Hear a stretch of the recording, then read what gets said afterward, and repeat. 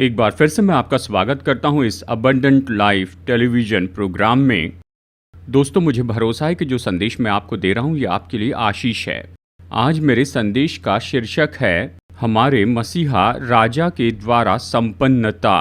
अपनी बाइबल में मेरे साथ निकालिए मत्ती अध्याय 21 में पहले 10 वचन। इनका संदर्भ क्या है? हम सब ने पाम संडे का उत्सव मनाया है। पाम संडे क्या है? यीशु यरूशलेम में प्रवेश करते हैं मसीहा राजा के रूप में। आगे वो तो क्रूस पर मरने वाले थे और मानव के पापों के लिए प्रायश्चित करने वाले थे, और पुनरुत्थान के द्वारा वो तीसरे दिन जी उठे, 40 दिन तक इस पृथ्वी पर रहे और फिर उसके बाद वो स्वर्ग में उठाए गए जहाँ से वो आए थे। हम सच में कितने आशीषित हैं दोस्तों। हमने यीशु मसीह का उद्धार प्राप्त किया है उस मसीहा राजा से। गौर कीजिए, और इस उद्धार में यीशु तो निरंतर हमारे मसीहा राजा रहेंगे कि हमें बहुत से अलग अलग तरीकों से आशीष दे। इस पर गौर कीजिए, वो मसीहा राजा हैं परमेश्वर के राज्य के इस पृथ्वी पर, जो कि चर्च है। चर्च के लिए वो राजा हैं, और हम सब जो चर्च में हैं हम परमेश्वर के राज्य के नागरिक हैं। ये चर्च है। तो यीशु हमारे राजा हैं और हम उसके नागरिक हैं। यीशु हमारे राजा के रूप में वो हमें कैसे आशीष देंगे? वचन में से मैं आपको एक बहुत ही अद्भुत आशीष बताता हूँ जो हमारे मसीहा राजा इस संसार में हमें देंगे। ये नहीं पाया जाता है उस वचन भाग में जहाँ उसने विजयी प्रवेश किया था, न ही मत्ती, मरकुस, लूक और यूहन्ना में, पर यह पाया जाता है भजन संहिता 118 और वचन 25 और 26 में। हे यहोवा बिनती सुन, उद्धार कर, हे यहोवा बिनती सुन, सफलता दे। धन्य है वो जो यहोवा के नाम से आता है। हमने तुमको यहोवा के घर से आशीर्वाद दिया है। जानते हैं, जब यीशु मसीह यरूशलेम में इस तरह से विजयी प्रवेश कर रहे थे तो वहाँ के लोग जो यहूदी थे उन्होंने ये वचन कहा। उन्होंने इस वचन को गीत के रूप में गाया। वो क्या कह रहे थे? अब उद्धार कर, मतलब होसन्ना। होसन्ना का एक और अर्थ है विजय। और वो ये अद्भुत वचन गीत के रूप में गाने लगे, अभी सफलता या संपन्नता भेज। मैं आपको संपन्नता इस शब्द को विस्तार से बताना चाहता हूँ। गौर कीजिए, मैं संपन्नता का सुसमाचार नहीं सिखा रहा हूँ, वो तो वचन के विरुद्ध में है। जब आप इस संदेश को सुनेंगे तो आप समझेंगे मैं किस संपन्नता के बारे में कह रहा हूँ। जो वचन मैंने आपके सामने पढ़ा है ये उस वचन के अनुसार सही है, और वो है कि मसीहा राजा ही हमें संपन्नता देंगे। इसके पहले कि हम देखें कि संपन्नता क्या है जो मसीहा राजा इस पृथ्वी पर हमें देंगे, एक ऐसा छोटा सत्य है जो हमें खोज निकालना है। उस समय के लोगों ने ये अद्भुत वचन गीत में गाया। उन्होंने कहा, हमने तुमको यहोवा के घर से आशीर्वाद दिया है। हमने आशीर्वाद दिया मतलब प्रभु, हमने भवन में आपकी आराधना की है। हमने आपके भवन में आपकी महिमा की है। हमने आपके भवन में आपकी स्तुति की है। बात तो ये है, जैसे लोगों ने भवन में यीशु की स्तुति की थी तो वो यीशु से पूछ रहे थे, यीशु की संपन्नता प्राप्त करे भवन के द्वारा, चर्च के द्वारा। इसे मत भूलिए। हमारे मसीहा राजा हमेशा हमारे लोकल चर्च के द्वारा आशीष देते हैं, क्योंकि चर्च ही मसीह की देह है। तो हम सब जो उद्धार पाए हैं हमें लोकल चर्च के साथ में जुड़े होना है। गौर कीजिए, हर रविवार को हमें आराधना के लिए आना चाहिए। अगर आप बीमार हैं या कोई एग्ज़ाम है या कोई इम्पॉर्टेंट अपॉइंटमेंट है तो ठीक है, लेकिन कभी भी अपने लोकल चर्च में रविवार की आराधना को न चूके। क्यों? क्योंकि उसके द्वारा चर्च, यीशु हमारे मसीहा राजा हमें संपन्नता देते हैं। साथ ही गौर कीजिए, केवल हर रविवार को ही चर्च में आना नहीं है। लोकल चर्च में आराधना के लिए मैं फंक्शन हॉल की बात नहीं कर रहा हूँ या मैरिज हॉल, वो तो आराधना की जगह नहीं है। यहोवा परमेश्वर के लिए ऐसा मत कीजिए। लोकल चर्च में जाइए, यही तो पवित्र स्थान है कि यहोवा परमेश्वर की आराधना करें, पिता, पुत्र और पवित्र आत्मा की। हर रविवार वहाँ जाइए। केवल इतना ही नहीं, वहाँ पर समय पर जाइए। यही तो बहुत से लोगों की समस्या है। वो अपने समय के अनुसार चर्च में आते हैं, अपनी ही सहूलियत से। कुछ तो सभा के बीच में आते हैं, कुछ तो सभा के अंत में बेनेडिक्शन के लिए आते हैं। वो परमेश्वर का अनादर करना है। जब हम कहते हैं कि आराधना की सभा इस समय पर है, तो गौर कीजिए, त्रिएक परमेश्वर पिता, पुत्र और पवित्र आत्मा, यहोवा परमेश्वर वहाँ पर हमारी राह देख रहे हैं। अब मुझे बताइए मेरे दोस्तों, क्या परमेश्वर हमारी राह देखें या हम परमेश्वर की राह देखें? परमेश्वर को राह देखने मत लगाइए, ये उसका अपमान होगा। तो हर रविवार आराधना में आइए, समय पर आइए, और साथ ही जैसे हम आराधना करते हैं, गौर कीजिए, आराधना तो आत्मा और सच्चाई से हो। आत्मा मतलब अपने हृदय से आराधना करना, अपने हृदय की गहराई से उसकी स्तुति करे, उसकी आराधना करे, उसकी सराहना करे और उसे महिमा और आदर दें, और साथ ही उसकी आराधना करे सच्चाई से, मतलब हमेशा परमेश्वर की आराधना करे टूटे और पिसे हुए दिल से, मतलब पश्चाताप के साथ। ये दो शब्द हैं आराधना में। हृदय से पश्चाताप के द्वारा जो हमें सच्चाई देता है, केवल वही आराधना तो प्रभु के लिए ग्रहण योग्य है। केवल वही आराधना प्रभु को महिमा देती है। गौर कीजिए, केवल वही आराधना खोलती है उस संपन्नता को, आशीष को। भजन संहिता 118 वचन 25 और 26 यही तो बताते हैं। इसके पहले कि आगे बढ़े, मैं आपको एक और सुंदर वचन बताता हूँ। भजन संहिता 84 वचन 4, क्या ही धन्य हैं वे जो तेरे भवन में रहते हैं, वे तेरी स्तुति निरंतर करते रहेंगे। जैसे हम आराधना करते हैं, स्तुति करते हैं यहोवा परमेश्वर हमारे लोकल चर्च में, तो वो आराधना क्या करेगी? ये तो हम में परमेश्वर की आशीष उंडेलती जाएगी। भजन 84 ज़रूर पढ़िए। जो लोग चर्च के साथ जुड़े हैं, विश्वासी जो सच में परमेश्वर की आराधना करते हैं, आत्मा और सच्चाई से हर रविवार को अपने लोकल चर्च में, वो अगणित आशीषें पाते हैं। और ये सारी आशीषों की सूची दी है भजन संहिता 84 में।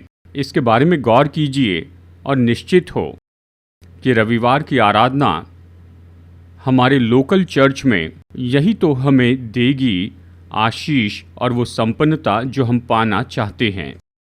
चलिए मैं आपको ऐसे 3 क्षेत्र बताऊं जिसमें हमारे मसीहा राजा हमें संपन्न करेंगे या हमें आशीष देंगे। नंबर 1, हमारे मसीहा राजा हमें संपन्नता देंगे हमारे कामों के द्वारा। व्यवस्था विवरण अध्याय 30 वचन 9 में पहले कुछ वचनों में, और यहोवा तेरी भलाई के लिए तेरे सब कामों में तेरी बढ़ती करेगा, कहता है। यहोवा परमेश्वर को हमारे कामों को आशीष देना होगा, चाहे वो कोई नौकरी हो, चाहे वो कोई व्यवसाय हो, चाहे वो किसी तरह का व्यापार हो या कोई भी काम हो। हम विश्वासी इसे अपने हाथों से करते हैं। अब ये शब्द बढ़ती दे, इसका अर्थ है कि परमेश्वर आशीष दे, परमेश्वर संपन्न करें। ये बहुत ही महत्वपूर्ण है मेरे दोस्तों। इन दिनों में कुछ झूठे प्रचारक संपन्नता का सुसमाचार प्रचार कर रहे हैं, मतलब बस आप अपने मुंह से इसे कहिए और परमेश्वर आशीष देंगे। वचन ये नहीं कहता है। परमेश्वर हमेशा हमें संपन्न करेंगे हमारे कामों के द्वारा। यदि हम संपन्न होना चाहते हैं हमारे प्रतिदिन के जीवन में, तो परमेश्वर को हमारे कामों को आशीष देना है। ये महत्वपूर्ण बात है। तो परमेश्वर हमारे कामों को कैसे आशीष देते हैं? जैसे हम अपने कामों को करते चले जाते हैं, चाहे वो हमारी नौकरी हो या व्यापार हो या किसी तरह का व्यवसाय हो, वो हमारी महारत को बढ़ाते जाएंगे। जितनी ज़्यादा हमारी महारत बढ़ती चली जाएगी, हम अपने कामों में मजबूत होंगे और वो महारत तो हमें संपन्नता देती जाएगी। एक और बात है, जैसे हम अपना काम करते हैं, हमारी कमाई बढ़ती जानी चाहिए। अब ये महत्वपूर्ण है, हमें पैसों की ज़रूरत है। ये पैसा कहाँ से आएगा? ये स्वर्ग से नहीं आएगा या फिर अचानक परमेश्वर ऐसे ही नहीं देंगे कि आपने कहा प्रभु आशीष देंगे। भूल जाइए, आपकी कमाई हमेशा आपके कामों के द्वारा बढ़ेगी और परमेश्वर को उस काम को आशीष देनी है। और भजन संहिता 128 वचन 2 कहता है, तो अपनी कमाई को निश्चय खाने पाएगा, मतलब प्रभु उस पर आशीष देंगे। ये बहुत ही महत्वपूर्ण है। ये तो मेहनत है जो हमें फल देती है, केवल तब जब परमेश्वर परिश्रम पर आशीष देते हैं। ठीक है, हाँ, तो हमेशा याद रखिए, परमेश्वर को हमारे कामों पर आशीष देनी है ताकि हम इन कामों में संपन्न हो सके। और साथ ही हम जोड़ सकते हैं, यदि हम अपने नौकरी में आशीष पाना चाहते हैं तो अच्छी सेहत होनी चाहिए, परमेश्वर हमें वो देंगे। साथ ही गौर कीजिए, परमेश्वर को हमारी सुरक्षा करनी होगी बहुत सी युक्तियों से। हम जानते हैं, युक्तियाँ जैसे शराबी होना, व्यभिचार, भ्रष्टाचार, धोखा और अन्याय, ये बहुत सी नौकरियों को नाश कर रहे हैं, वो नौकरी खो रहे हैं। ये तो शैतान का काम है। ठीक है, तो अभी इस समय मैं आपसे क्या कह रहा हूँ, हमारे मसीहा राजा हमें अपने नागरिक के रूप में आशीष देंगे हमारे हर एक काम में जो हम करते हैं, ताकि उस काम के द्वारा हम लोग सच में संपन्न हो जाएं। एक तरह से मैं क्या कह रहा हूँ, हमें कड़ी मेहनत करनी चाहिए। नीति वचन 14 वचन 23, परिश्रम से सदा लाभ होता है परंतु बकवाद करने से केवल घटी होती है। कड़ी मेहनत, परिश्रम, ये हमेशा लाभ देती है, पर वो मेहनत परमेश्वर के द्वारा आशीषित होनी चाहिए। चलिए थोड़ा और आगे बढ़ते हैं। कब परमेश्वर हमारी नौकरियों को आशीष देंगे? हमारे व्यवसाय को, हमारे व्यापार को, हम जो भी करते हैं उससे। बाइबल में ऐसी बहुत सी अद्भुत शिक्षाएं हैं, लेकिन चलिए मैं 2 बताता हूँ। इसमें पहला है इफिसियों अध्याय 6 वचन 6 और 7, मनुष्यों को प्रसन्न करने वालों के समान दिखाने के लिए सेवा न करो, पर मसीह के दासों के समान मन से परमेश्वर की इच्छा पर चलो और उस सेवा को मनुष्यों की नहीं परंतु प्रभु की जानकर सच्चे हृदय से करो, क्योंकि तुम जानते हो कि जो कोई जैसा अच्छा काम करेगा, चाहे दास हो चाहे स्वतंत्र, प्रभु से वैसा ही पाएगा। ये सच है। हमें अपने कामों को ऐसे करना है जैसे कि मानो ये काम परमेश्वर का है, प्रभु का है। हाँ, तो परमेश्वर का काम क्या है? वचन 6 कहता है, परमेश्वर की इच्छा पूरी करें। तो हर एक काम जो हम करते हैं, कोई भी काम, चाहे नौकरी, व्यवसाय या व्यापार हो, ये तो परमेश्वर की इच्छा पूरी करनी है। मतलब उस काम के द्वारा परमेश्वर की इच्छा लोगों को आशीष देने की है। हर एक काम जो परमेश्वर हमें देते हैं, उस काम के द्वारा हम लोगों को आशीष दे सके। तो हमें इसे ऐसे करना है जैसे हम प्रभु के लिए करते हैं, परमेश्वर की इच्छा को पूरी करते हैं। अपने काम के द्वारा हम लोगों के लिए भलाई करते जाते हैं। हमें इसे अच्छी इच्छा से और कड़ी मेहनत से करना है। फिर परमेश्वर का वचन कहता है, यदि हम परमेश्वर की इच्छा पूरी करें और लोगों के साथ अपने काम के द्वारा भलाई करते जाएं, तो परमेश्वर हमें प्रतिफल देंगे। अच्छा है, देखिए, तो याद रखने के लिए एक बहुत ही महत्वपूर्ण सिद्धांत है। हर एक काम जिसने भी हमें नौकरी दी है, वो खुद भी परमेश्वर द्वारा नियुक्त हुए हैं। जो सबसे मुख्य मालिक है वो तो परमेश्वर हैं। चाहे वो जो भी काम देते हैं, तो क्योंकि परमेश्वर हमें वो काम देते हैं, तो हमें वो काम करना है जैसे हम प्रभु के लिए करते हैं। उस काम के द्वारा उसकी इच्छा पूरी करनी है, मतलब लोगों की भलाई करनी है। जब हम अपना काम करते हैं जैसे प्रभु के लिए, उसकी इच्छा पूरी करते हैं, परमेश्वर हमें आशीष देंगे और परमेश्वर हमारे हाथों के कामों को संपन्न करेंगे। दूसरी बात, हमारे मसीहा राजा हमें इस संसार की सारी आशीषें इस पृथ्वी पर देंगे। व्यवस्था विवरण अध्याय 30 वचन 9। और यहोवा तेरी भलाई के लिए तेरे सब कामों में और तेरी संतान और पशुओं के बच्चों और भूमि की उपज में तेरी बढ़ती करेगा।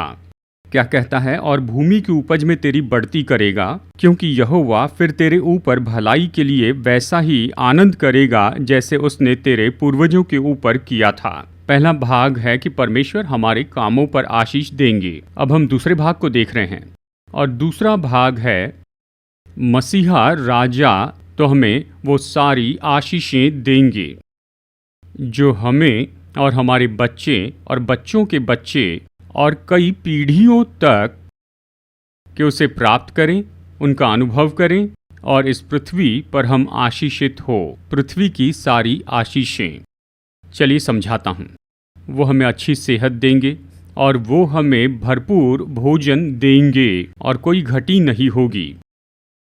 और हमारे मसीहा राजा हमारे जीवन में हमें अच्छी वस्तुएं देंगे, और वो सारी चीज़ें, चाहे वो कार हो, चाहे फ्रिज हो, एक अच्छा घर हो, जानते हैं, अच्छा फर्नीचर और सारी सुविधाएं अवश्य ही देंगे। हम परमेश्वर की संतान हैं, हम प्रभु के राज्य के नागरिक हैं। यीशु हमारे मसीहा राजा हैं। हमारे मसीहा राजा का ये कर्तव्य है कि हमें आशीष दे। हम जो परमेश्वर के राज्य के नागरिक हैं, पृथ्वी की सारी आशीषें दे। हम कह सकते हैं हमारे बच्चों के विवाह, और वो अपने बच्चों के विवाह में आशीष दे, और साथ ही ऐसे विवाह जो शांतिपूर्ण हो, आनंद के हो, परिपूर्ण हो, जिसमें एकता और प्रेम भरा हो। अब आप उस आशीष के बारे में सोचिए जिसकी आप राह देख रहे हैं। मैं फिर से कह दूं, मैं संपन्नता का सुसमाचार नहीं कह रहा हूं, मैं बात कर रहा हूं बुनियादी आशीषों पर, और वो भी भरपूरी में होगी। तो जिस तरह से मैं सिखा रहा हूं, ये तो पूरी तरह से अलग है उससे जो वो संपन्नता के प्रचारक सिखाते हैं। बाइबल में संपन्नता का सुसमाचार नहीं है। बाइबल में यही तो है कि हमारे मसीहा राजा हमारी पृथ्वी की सारी ज़रूरतें पूरी करेंगे। वो हमें कभी भी गरीबी में नहीं रखेंगे। हमें जिन पैसों की ज़रूरत है वो देंगे, और वो सारी चीज़ें जो हमें चाहिए। और यूहन्ना 10:10 कहता है कि मैं इसलिए आया कि तुम जीवन पाओ और बहुतायत का जीवन पाओ। बस यही है। यीशु हमारे मसीहा राजा, मेरे दोस्तों, वो आपको आशीष देंगे। आप जो भी आशीष की राह देख रहे हैं, क्योंकि ये तो मसीहा राजा का काम है, वो ऐसे राज्य करते हैं, वो हमें ऐसे आशीष देते हैं। चलिए अब थोड़ी और गहराई में चलते हैं। एक तरफ परमेश्वर हमें ये सारी पृथ्वी की आशीष देंगे, और वो भी बहुतायत में। अब कैसे हमारे यहोवा परमेश्वर यानी पिता, पुत्र और पवित्र आत्मा हमें पृथ्वी की ये सारी आशीषें देंगे? क्या इसके लिए शर्त है? हाँ, इसके लिए शर्त है। संपन्नता के प्रचारक कहते हैं, अपने मुंह से इसे कहिए तो आपको मिल जाएगा, ये सब बेकार है, कुछ नहीं होगा। आपके पास जो है आप उसे भी खो देंगे। वचन का अनुकरण करें, वचन के अनुसार करें। यीशु ने क्या कहा कि हमें क्या करना है कि हम इस पृथ्वी की आशीषों को पाए। मत्ती अध्याय 6 वचन 33। इसलिए पहले तुम परमेश्वर के राज्य और उसके धर्म की खोज करो, तो ये सब वस्तुएं भी तुम्हें मिल जाएगी। कौन सी वस्तुएं? वो लोग ये पूछ रहे थे, यीशु हम आपके पीछे चल रहे हैं, हमारे भोजन, हमारे कपड़े, हमारे बच्चों के बारे में क्या, हमारी जीविका और हमारे भविष्य के बारे में क्या? और यीशु उन्हें बिल्कुल स्पष्ट उत्तर दे देते हैं। उसने कहा, परमेश्वर के राज्य को खोजे। ये क्या है? ये स्वर्ग नहीं है। परमेश्वर का राज्य यीशु ने यहाँ इस पृथ्वी पर शुरू किया है, और हम परमेश्वर के राज्य के नागरिक के रूप में, याद रखिए, हमें पृथ्वी पर परमेश्वर के राज्य के लिए काम करना है, हमें इसे बढ़ाना है, हमें इसका विस्तार करना है, उन सारी सेवकाइयों के द्वारा जो यीशु ने हमें परमेश्वर के राज्य में करने के लिए कही। तब हम आशीष पाएंगे। ये पहली बात है। और फिर यीशु ने कहा, उसकी धार्मिकता को खोजे। हाँ, ये धार्मिकता क्या है? पुराने नियम में परमेश्वर ने कहा, यदि तुम मेरी आज्ञा मानोगे तो मैं आशीष दूंगा, पृथ्वी की सारी आशीषें दूंगा। यदि तुम मेरी आज्ञाओं को पूरी करोगे, अवश्य ही पुराने नियम की सारी आज्ञाएं। लेकिन जब हम नए नियम में आते हैं तो यीशु उसने हमें ऊंची धार्मिकता सिखाई है। यीशु ने हमें ऊंची आज्ञाएं सिखाई है 4 सुसमाचारों में। तो सारी आज्ञाएं जो 4 सुसमाचारों में हैं, ये इस पृथ्वी पर परमेश्वर के राज्य की धार्मिकता है। हम जो परमेश्वर के राज्य के नागरिक हैं, जब हम पूरी करते हैं उन आज्ञाओं को जो यीशु ने 4 सुसमाचारों में दी, जो कि परमेश्वर के राज्य की धार्मिकता है, तो हम बहुत आयत से आशीष पाएंगे। हम कह रहे हैं प्राथमिकता। हम परमेश्वर के राज्य के नागरिक हैं, हमें मानना होगा यीशु की आज्ञाओं को, यीशु की चेतावनियों को और उन सारे सत्य को जो यीशु ने 4 सुसमाचारों में सिखाए, और फिर अवश्य ही बाकी पूरी बाइबल। हम प्राथमिकता कह रहे हैं। जब हम प्राथमिकता देते हैं परमेश्वर के राज्य की धार्मिकता को और उसे पूरी करते, तो ये सारी आशीषें हम में बहती जाएगी। आइए हम इसे सीखें और अपने बच्चों को ये सिखाते जाएं। लेकिन यही तरीका है कि इसमें आगे बढ़ें और परमेश्वर की बहुतायत की आशीष पाएं यहाँ इस संसार में। तीसरी बात, हमारे मसीहा राजा हमें हमारी आत्मिकता में संपन्न करते जाएंगे। इफिसियों अध्याय 4 वचन 13। जब तक कि हम सब के सब विश्वास और परमेश्वर के पुत्र की पहचान में एक न हो जाएं और एक सिद्ध मनुष्य न बन जाएं और मसीह के पूरे डिलडौल तक न बढ़ जाएं, तो फिर हमेशा याद रखिए मेरे दोस्तों, सच्ची आत्मिकता तो हमारे प्रभु यीशु मसीह के स्वरूप में बढ़ते चले जाना है। हमारे प्रभु यीशु मसीह के चरित्र में बढ़ते जाना है। आत्मिकता तो कुछ केवल आत्मिक काम करते जाना नहीं है, जैसे कि आराधना में आना, प्रार्थना का जीवन, परमेश्वर का वचन पढ़ना, ये सब आत्मिक काम होते हैं। ये सारे आत्मिक काम तो आत्मिकता के लिए जरिया होते हैं, इसे कभी मत भूलिए। केवल आत्मिक कामों को ही करते हुए न रहें और उन आत्मिक कामों के लक्ष्य को न समझते हुए। ये आत्मिक काम तो बने हैं हमारी आत्मिक उन्नति के लिए बने हैं, और वो यही है कि हम हमारे प्रभु यीशु मसीह के स्वरूप और चरित्र में बढ़ते चले जाएं। अब मसीह यीशु का स्वभाव गुण क्या है? ये तो बहुत सरल है। प्रभु यीशु मसीह का स्वभाव गुण तो ये उसके विविध स्वभाव गुण हैं जो यीशु ने प्रकट किए थे जबकि वो इस पृथ्वी पर थे। ये सारे स्वभाव गुण, उसका प्रेम, उसकी बुद्धि, उसकी पवित्रता, उसकी नम्रता, उसकी दीनता, उसका धीरज, उसकी क्षमा, निस्वार्थ होना। तो सच्ची आत्मिकता तो यही है कि इन सभी स्वभाव गुणों में बढ़ते चले जाएं हर एक दिन में, कि हम बदलते जाएं और हमारा हृदय बदल जाए यीशु मसीह के स्वरूप में और उसके चरित्र में। ये तो परमेश्वर के सिद्ध चरित्र का प्रकाशन है। अब हमें क्या ज़रूरत है कि हम अपनी आत्मिकता में बढ़ते जाएं, मतलब मसीह के चरित्र में, मसीह यीशु के स्वभाव गुणों में। इस पर गौर कीजिए दोस्तों, यीशु मसीह का हर एक स्वभाव गुण यह हमें देता है बहुतायत का जीवन और इस पृथ्वी पर बहुत ही सुंदर जीवन। कोई भी स्वभाव गुण लीजिए, क्षमा करना, प्रेम, बुद्धि, दीनता, यीशु की हर एक विशेषता, ये तो बहुतायत के जीवन का बंडल है। जैसे हम उन विशेषताओं में बढ़ते जाते हैं, हम क्या कर रहे हैं, हम हमारे लिए बड़ी कृपा का काम करते हैं। ये सारी विशेषताएं जब हम इन्हें एक दूसरे के लिए प्रकट करते हैं तो हमारे विवाह आशीषित होंगे, हमारे संबंध आशीषित होंगे, हमारे चर्च का जीवन आशीष पाएगा और ये सब।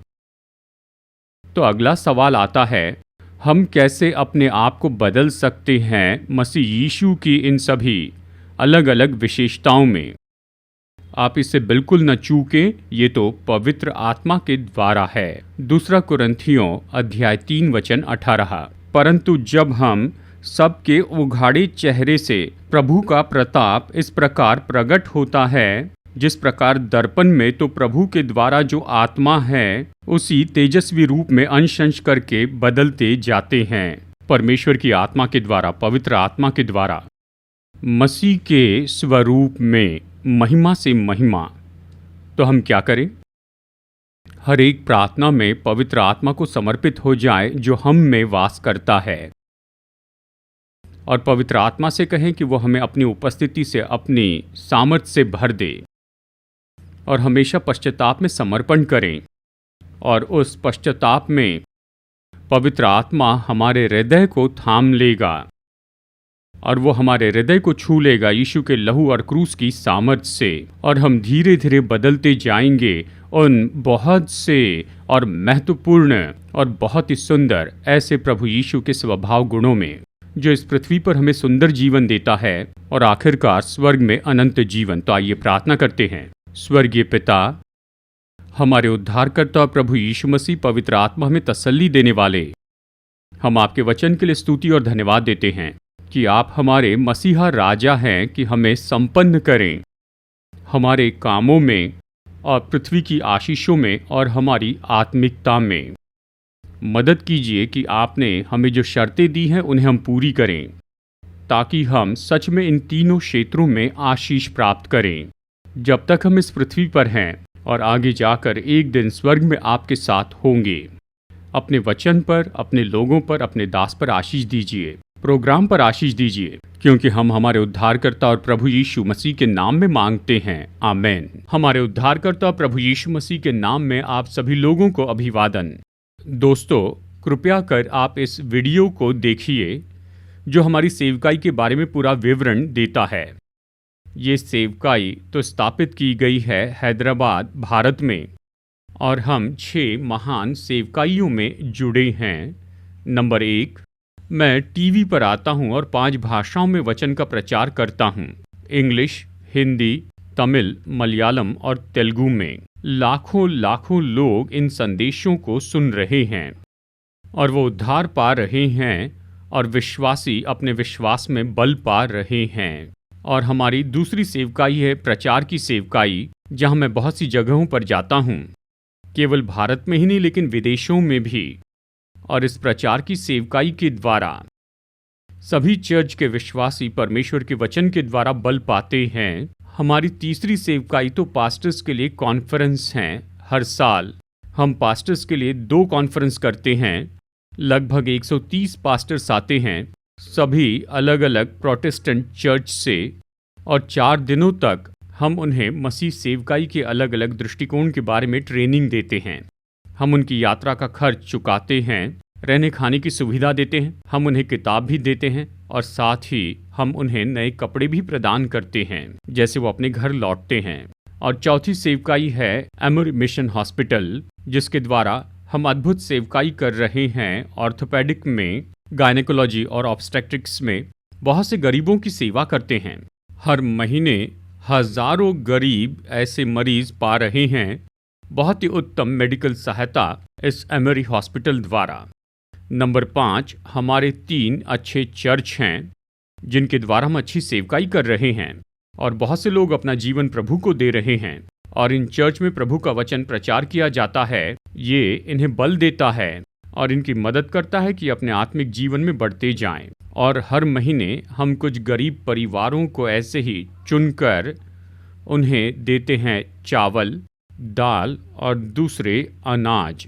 कृपया हमारी सेवकाई के लिए प्रार्थना कीजिए। अगर आप चाहते हैं कि हमारा न्यूज़लेटर पाए जिसका नाम है सीड, तो कृपया अपना पता स्क्रीन पर दिए हुए व्हाट्सएप नंबर पर हमें भेजिए, तो मैं तुरंत ही आपको अपना न्यूज़लेटर भेजूंगा। अगर आप में से कोई हमें कुछ योगदान भेजना चाहता है या एक प्रोग्राम के लिए स्पॉन्सर होना चाहता है, कृपया हमारा QR कोड नोट कीजिए, इसे स्कैन कीजिए और आप हमें ऑनलाइन अपनी भेंट भेज सकते हैं।